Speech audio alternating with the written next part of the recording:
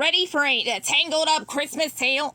Because the story will be Tangled, Ghosts of Christmas Past. It should have been a joyous time. Christmas was coming. Rapunzel's very first Christmas since returning home to the castle.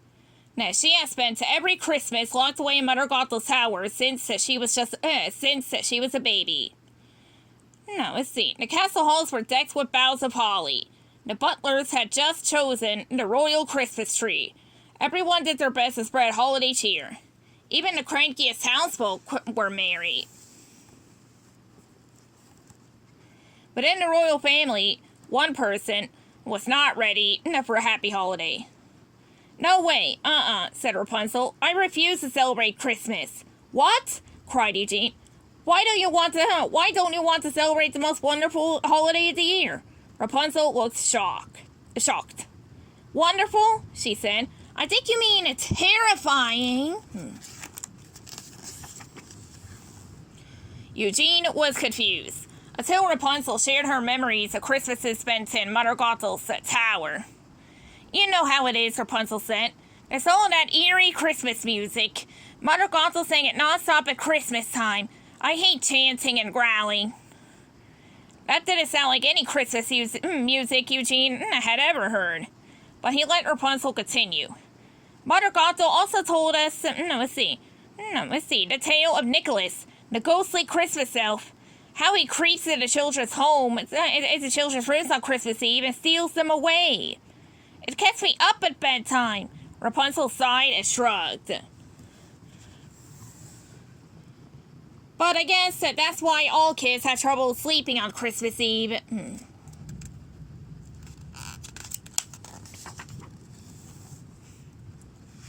Actually, no, Eugene said. That's not what Christmas is like at all. It was clear to Eugene Mother Gothel had made Christmas sound frightening on purpose. It was just another way she had tried to make Rapunzel afraid of the world outside her tower.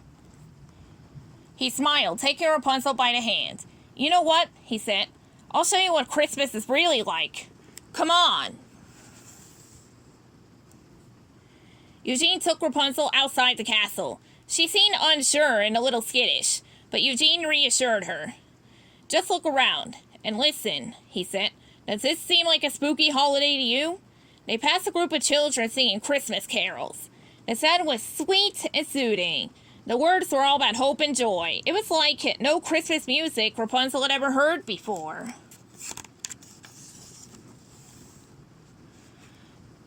Just then, a small boy ran up to Rapunzel. He held out a package wrapped with a bow. Merry Christmas, Princess Rapunzel, he said. I made this for you. But Rapunzel didn't take the gift. Her eyes widened in alarm. Trick package, she cried, diving behind a low stone wall.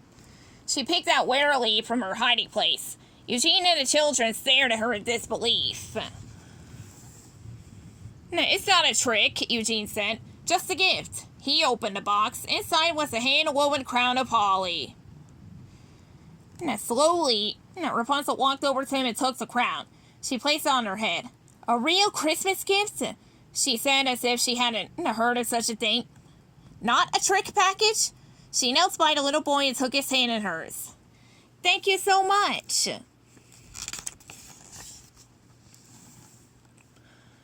Next, Eugene and Rapunzel came across a tree trimming party. Together, the townsfolk were decorating an enormous Christmas tree in the center of the town square. Rapunzel pointed to the top of the tree. You need a lot more charms up there, she advised, if you want to scare off the ghostly Christmas elf. She picked up the ornaments. And I'm not sure these charms are anywhere near scary enough. Eugene took her aside. They're not charms, he explained. They're ornaments, for decoration. Rapunzel looked confused. Oh, well then, how to keep the Christmas elf away? Eugene couldn't help laughing. Okay, next lesson. They went back inside the castle, where Eugene read to Rapunzel for several books about St. Nicholas. Oh, we had this one at the orphanage, Eugene said, holding up a red and green book.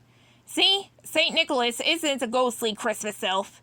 He's a jolly old fellow who travels far and wide on Christmas Eve, bringing gifts to all the boys and girls around the world. Eugene showed Rapunzel drawings of a smiley bearded man carrying a sack full of presents. Definitely no kidnapping. Rapunzel and Pascal looked at each other, marveling at the idea. And to think all of those Christmas Eves they'd spent huddled together by the fire, too afraid to sleep. You mean children have trouble sleeping on Christmas Eve because they are excited? She asked him. Eugene nodded. That's right, he said. So now that you know what Christmas is really like, do you think you might be interested in celebrating it this year? For real? For the first time? Rapunzel's face lit up. Yes, she replied as she sprang into action. This was going to be the best Christmas ever. For weeks, Rapunzel lived and breathed Christmas, enjoying everything that the holiday season had to offer. Everything she had missed out on while living in the tower. In the castle kitchen, she helped bake dozens and dozens of Christmas cookies. Then she learned every word of every Christmas carol she had never heard before. Now, she decked every undecked inch of hall with garlands of ribbon. And for the first time, she made beautiful, not spooky, Christmas ornaments. Finally, she wrapped handmade gifts for each member of her family. She could hardly wait until Christmas to see them opened.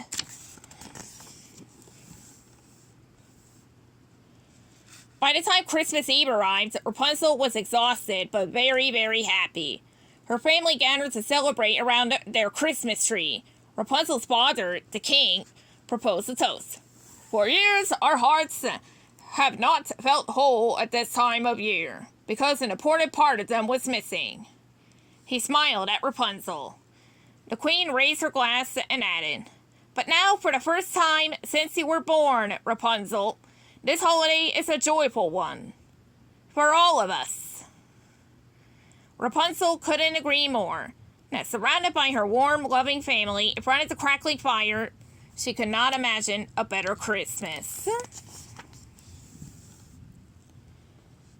Rapunzel sighed happily and flopped down next to Eugene on a cozy settee. Thank you for all of this, she said. I should really be thanking you, Eugene admitted. You know, this is my first Christmas with a real family. All those years in the orphanage, I knew what Christmas was supposed to be like, but I somehow never felt that merry. Until now. Eugene and Rapunzel sat together in front of the fire, waiting for Christmas to come. But before long, Rapunzel fell asleep. Eugene smiled. After all those spooky, sleepless Christmas Eves in the tower, Rapunzel has certainly earned a peaceful holiday. It had been a wonderful Christmas Eve. And there would be many more, is it like it for years to come. The end.